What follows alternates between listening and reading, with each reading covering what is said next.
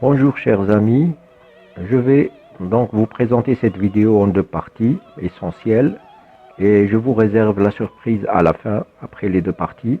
La première partie, c'est un rappel de l'histoire du mariage de Mohammed avec la femme de son fils adoptif, selon la version islamique, avec mes commentaires. La deuxième partie, elle sera donc dédiée à réfuter les deux prétendues sagesses découlant de cette histoire. Donc, je vous réserve une surprise de taille qui va étayer mes réfutations et détruire cette propagande amorale qui cherche à inverser les valeurs humaines et rendre le licite illicite et vice-versa.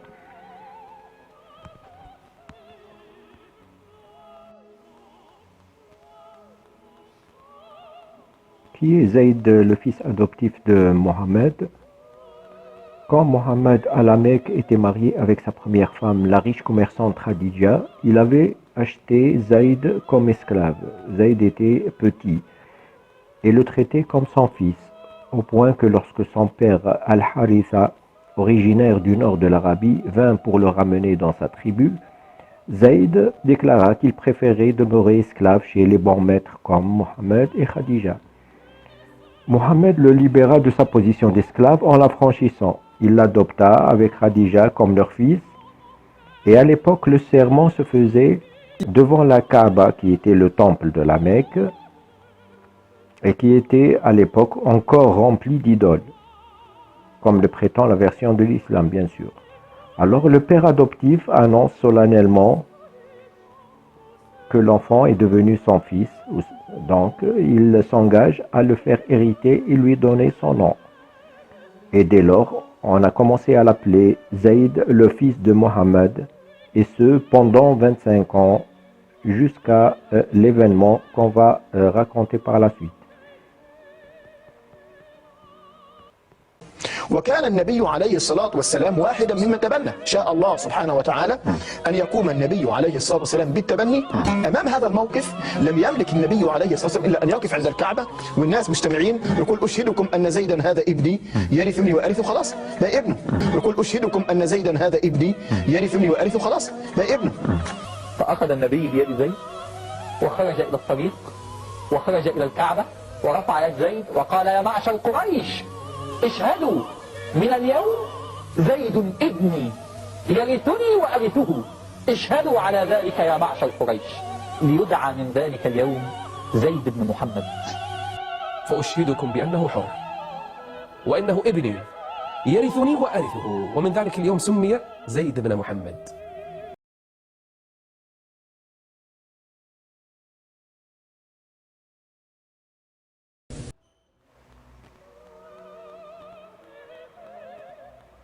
Remarquez ici qu'il a volontairement omis de citer que Zaynab était en tenue légère chez elle pour éviter des réflexions de l'auditoire sur l'indiscrétion de Mohammed, lui qui est supposé être un modèle de moralité. Et deuxièmement, le cheikh a évité de citer l'expression révélatrice qu'il a annoncée devant Zaynab, qui est gloire à Allah, celui qui fait chavirer les cœurs. Subhanakallah muqallib al-qulub.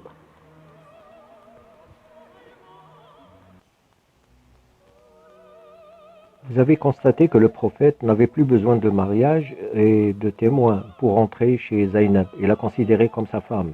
Il peut entrer sans permission puisque le mariage a été déjà célébré par Allah lui-même au-delà des 7 cieux et qui a envoyé l'ange Gabriel avec le verset 37 de la même sourate 33 par laquelle il avait déjà imposé le mariage de Zaynab avec Zayd dans le verset qui le précédait immédiatement. Zayd connaissait donc les penchants de son père adoptif et son engouement pour les femmes. C'est pour ça qu'il a vite compris qu'il fallait céder son épouse au prophète parce qu'il la désirait et son désir ne vient pas du hasard. Il y a le verset 50 aussi qui est dans la même sourate et dans l'exégète Al-Qurtubi nous l'explique largement dans son interprétation, c'est-à-dire son tafsir de ce verset. Il nous cite entre autres qu'Allah a donné 16 faveurs exclusives qui sont réservées aux prophètes de l'islam. Nous avons la première faveur, le meilleur, il a droit au meilleur butin. Deuxièmement, il a droit de s'accaparer le cinquième du butin. Troisièmement, avoir une relation amoureuse hors mariage. Quatrièmement, avoir plus de 4 épouses. Cinquièmement, avoir une femme par don de sa personne, c'est-à-dire son mariage. Sixièmement, mariage sans acte. Septièmement, il a le droit au mariage sans tuteur pour les femmes. Septièmement, il a droit à un mariage sans dot. Huitièmement, il peut avoir des relations sexuelles pendant le pèlerinage. Neuvièmement, il n'est pas tenu par la promesse entre les époux. Et dixièmement, si son regard se pose sur une femme mariée, son époux doit la divorcer et elle devient licite pour le prophète. C'est le cas de Zayd selon plusieurs savants de l'islam. Moralité de l'histoire, l'action considérée noble et miséricordieuse par l'ensemble de l'humanité a été sacrifiée par le prophète de l'islam juste pour justifier une passion charnelle qu'il a pris pour la femme de son fils adoptif Zayd. Alors que cette décision d'abolir l'adoption aurait pu être prise sans toute cette mise en scène et sans que son fils adoptif en soit la victime. Donc pour décréter l'interdiction de l'adoption, il a fallu premièrement priver Zayd de son épouse, alors que lui, il avait déjà 4 épouses chez lui lors de cet événement et qu'il s'est marié 5 fois auparavant. Deuxièmement, il a pris Zaynab en tant que 5e épouse, alors que pour les autres, il a instauré la loi de 4 épouses au maximum. Troisièmement, il a ôté à Zayd le nom qu'il portait pendant 25 ans. Quatrièmement, il a humilié Zayd en lui demandant d'aller lui-même demander la main de son ex-femme. Cinquièmement, il a failli à son engagement solennel qu'il a fait dans la Kaaba devant les membres de sa tribu. Sixièmement, et enfin, il a fini par envoyer le pauvre Zayd en l'an 629 à la bataille de Mouta contre les Byzantins, où Zayd a perdu la bataille et a perdu la vie. Voilà. Donc, nous passons directement aux 2 sagesses derrière le mariage de Mohammed et Zaynab. La sagesse numéro 1, donc le plus noble selon cette chaîne est le plus pieux. La finalité de cette première partie est de nous dire que Zaynab est un exemple de piété parce qu'elle a obéi à Allah et a accepté d'épouser Zayd, d'abord le fils adoptif de Mohammed, et puis qu'elle a été récompensée en épousant son père Mohammed lui-même. Écoutons ce qu'il dit.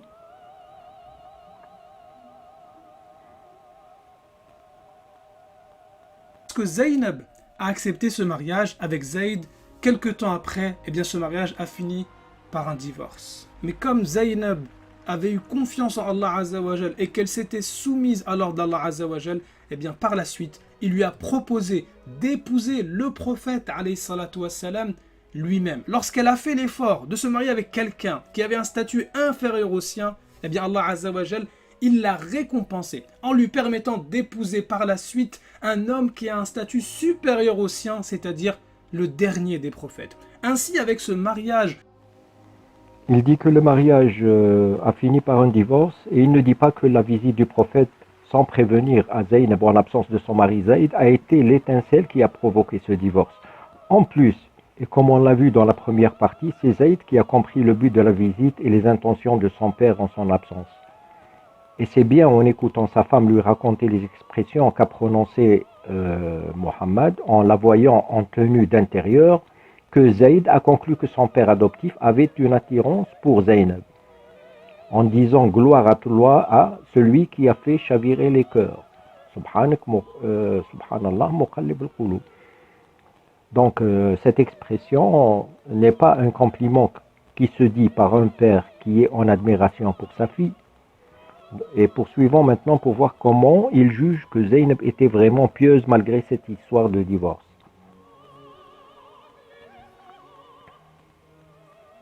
il nous décrit qui sont les croyants finalement, les musulmans et musulmanes, croyants et croyantes, obéissants et obéissantes. Vous voyez ici, il n'y a pas ceux qui ont les meilleurs parents, ceux qui ont les meilleurs noms. Non, non, non. Tu veux être le meilleur, eh bien c'est avec la piété.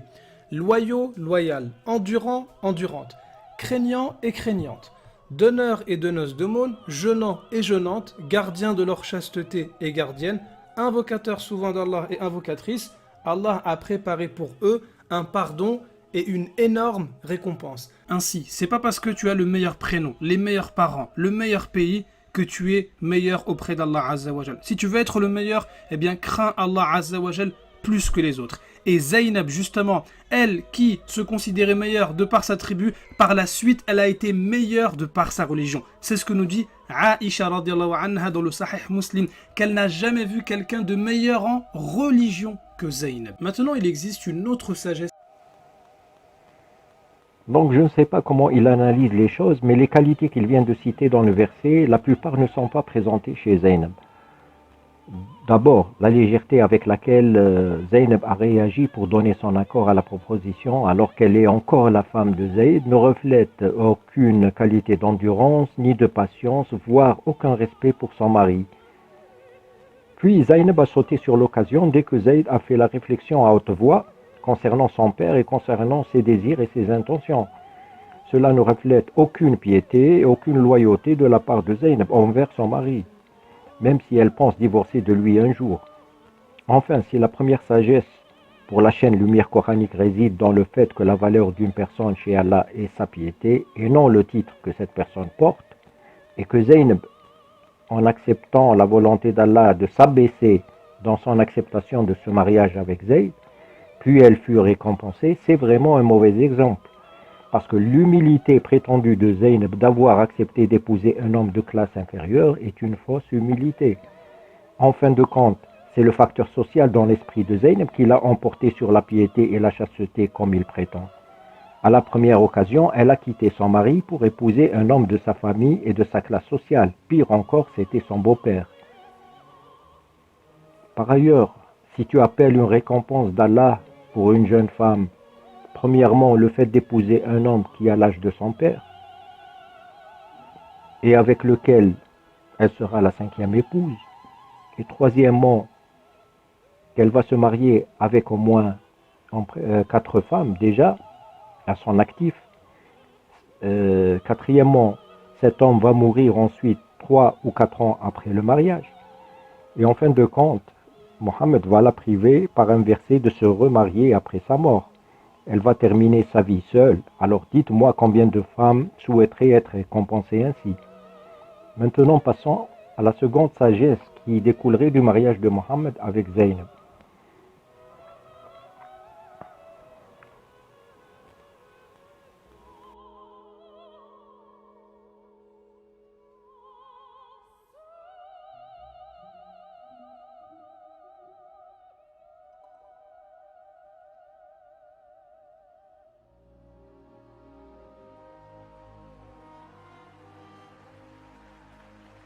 Zaynab, Allah Azza wa Jal a ordonné au prophète alayhi salatu wa salam, d'épouser Zaynab afin de corriger une erreur qui existait chez les Arabes, et cette erreur-là, c'est l'exagération dans l'adoption. Chez les Arabes, si je t'adopte, eh bien tu es mon vrai fils et moi je suis ton vrai père, tu hérites de moi. Autrement dit, c'est exactement comme si j'étais ton vrai père, alors que c'est un mensonge. Le fait de considérer celui que tu adoptes comme ton vrai fils, c'est un mensonge et c'est une injustice envers Allah Azza wa Jal. C'est une injustice envers les vrais parents.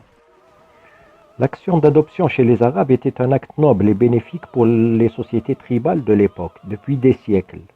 Les orphelins de parents morts dans des batailles ou par des maladies ou d'épidémies, ces enfants-là trouvaient refuge dans les nouvelles familles.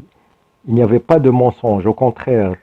Les parents de l'enfant étaient, sauf cas exceptionnel, connus par la tribu. Toutes les tribus arabes se connaissaient très bien et connaissaient leur généalogie, comme ils connaissaient les étoiles dans le ciel du désert. Dans le cas de Zayd, le petit connaissait bien son père génétique et son adoption par Mohammed était solennelle et consentie par les deux parties. Comme nous l'avons vu dans la première partie de cette vidéo, l'adoption ne se faisait nullement dans le mensonge et l'injustice. Au contraire, c'était un acte dont étaient fiers les Arabes d'avant l'islam.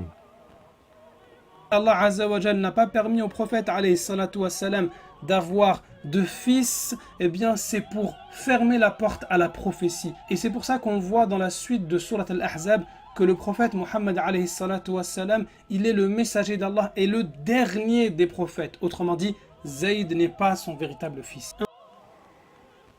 Alors là, c'est vraiment du n'importe quoi. Allah n'a pas donné de fils à Mohammed parce que Mohammed va être le dernier des prophètes, comme si le fils d'un prophète est obligatoirement prophète. Combien de prophètes dans l'histoire ont eu des fils et ces fils ne sont pas devenus des prophètes? Ce n'est pas parce qu'un prophète n'a pas de fils qu'il sera forcément le dernier. Jésus-Christ n'a pas eu d'épouse ni de descendance et pourtant vous ne croyez pas qu'il est le dernier envoyé de Dieu. Donc mon ami, cette justification n'a aucun fondement dans la réalité. Poursuivons donc cette vidéo. Et pour faire passer le message que les fils adoptifs ne sont pas les vrais fils, qu'on ne doit pas exagérer au point de mentir, une simple parole n'aurait pas suffi. Il ne suffisait pas d'un verset pour que le message passe, pour réfuter toute cette exagération dans l'adoption. Il fallait que le prophète alayhi salatu wassalam lui-même soit un exemple, puisque les actes sont toujours plus forts que les paroles. Alors là, plus il avance dans la vidéo et plus il dit des choses insensées. Mais là c'est grave parce qu'il affirme que les actes de Mohammed sont plus forts que les versets d'Allah et qu'un seul verset ne suffisait pas pour abolir l'adoption. Il fallait que le prophète passe à l'acte. Et pourtant le Coran a interdit bien des choses et bien des actions qu'il a imposées aux croyants sur simple révélation et sur simple récitation de versets par Mohammed, qui les rend illicites. Si Mohammed voulait vraiment donner l'exemple par les actes, il se serait par exemple arrêté au mariage de 4 femmes, comme le dit le verset pour les croyants, et ne pas épouser Zaynab, qui devient la 5e épouse. Par cet acte, il a enfreint 2 règles en même temps, celle de la liberté d'adoption et celle de la limite des épouses qu'il a lui-même imposée aux croyants. Voulu, pour ne pas qu'on oublie Zayd, citer son nom dans le Coran, alors qu'aucun nom de compagnon n'a été cité. Allah Azza wa Jal a voulu qu'aucun musulman sur terre et jusqu'au jour de la résurrection n'oublie le nom de Zayd. Parmi tous les compagnons du prophète, alayhi salatu wassalam, aucun n'est cité de par son nom en dehors de Zayd, radiyallahu anhu.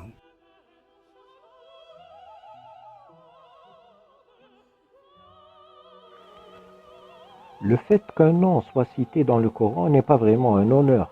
Le pharaon a été cité dans le Coran, le ministre Haman a été cité dans le Coran, Dhul Qarnayn, que les musulmans croient que c'est Alexandre le Grand, a été cité.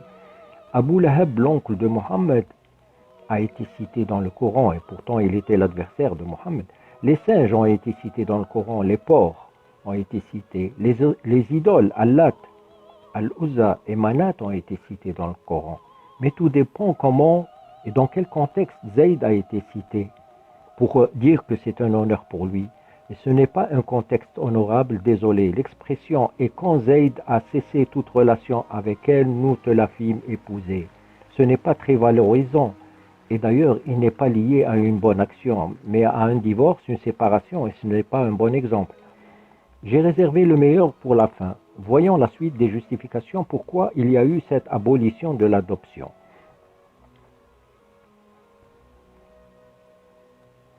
C'est pas parce que ton père meurt qu'il n'est plus le tien. C'est pas parce que ta mère meurt qu'il faut la remplacer par une autre. Derrière le mensonge de l'exagération dans l'adoption, si tu lui dis c'est moi ton vrai père, il y a beaucoup d'injustice. Déjà, s'il veut invoquer pour qu'Allah fasse miséricorde à ses vrais parents, il va invoquer pour toi. Il y aura également des problèmes d'héritage. Il y aura également des problèmes d'inceste. Imagine que tu vas prendre un enfant, tu vas l'adopter, et que cet enfant-là avait une sœur, cet enfant-là avait une mère, une tante. Mais si tu lui donnes pas son vrai nom, cet enfant risque de se marier avec sa propre sœur. Cher ami, il ne suffit pas de donner des images idéalistes de l'islam comme religion parfaite, qui n'aime pas le mensonge, juste pour jeter de la poudre aux yeux des pauvres croyants, et surtout ceux qui ne lisent pas et ne comprennent pas l'arabe. Donc il ne faut pas les tromper, il faut leur dire ce qui s'applique dans la pratique, dans la charia islamique, ce qui est reconnu par l'ensemble des savants musulmans, sunnites et chiites.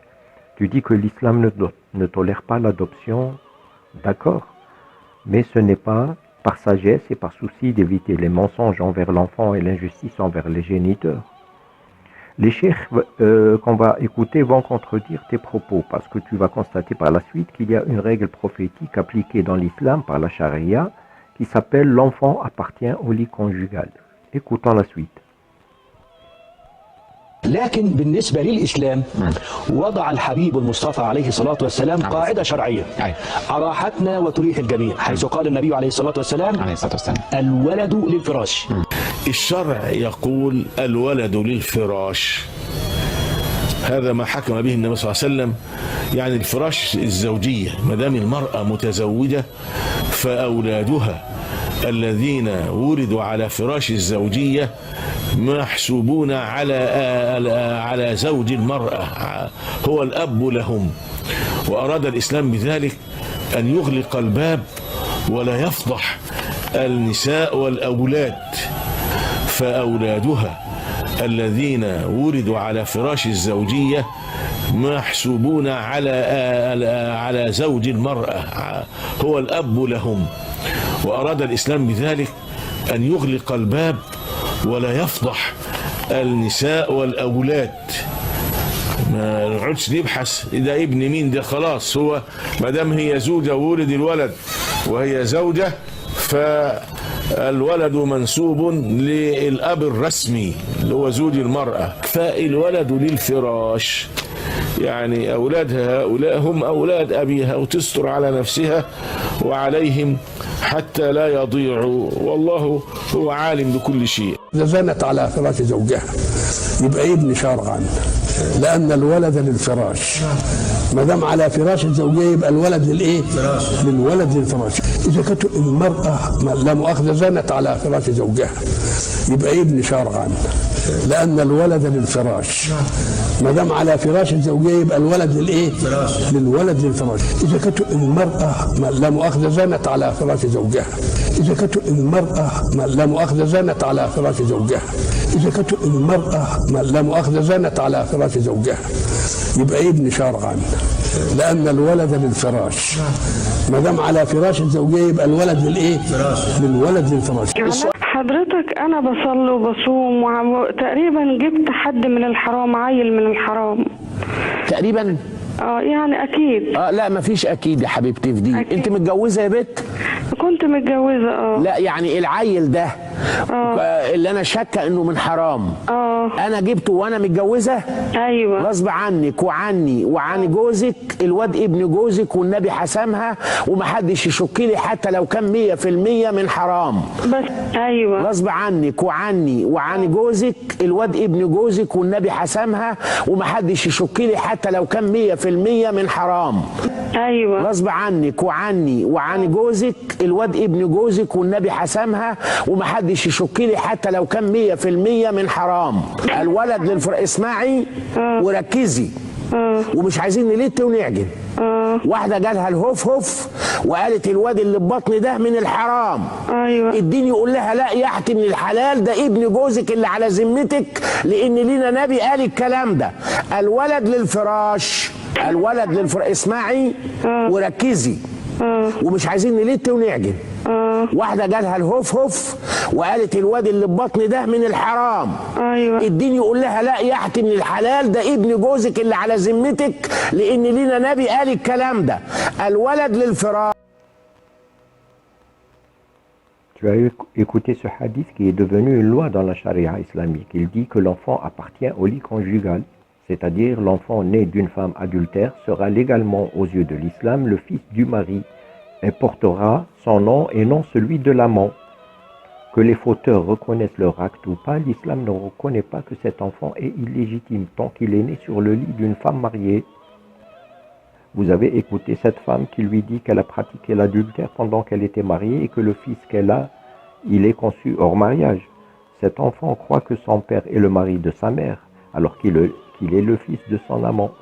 Et le shirk la dissuade d'avouer, parce que le fils dans la charia islamique est officiellement le fils de son mariage. Même s'il est parti à vous, le fils restera quand même l'enfant du couple légitime, malgré que les parties ont avoué. Donc il faut reconnaître, cher ami, que l'islam, contrairement à ta vidéo propagandiste, encourage la dissimulation et le mensonge en matière de filiation pour éviter les scandales. Mais de cette façon, il encourage la tromperie. Alors que penses-tu de cette loi et de ce principe islamique? Ne détruit-elle pas la prétendue sagesse que tu imputes au mariage de Zaynab avec le prophète? et qui a pour sagesse d'éviter le mensonge envers l'enfant et l'injustice envers les géniteurs.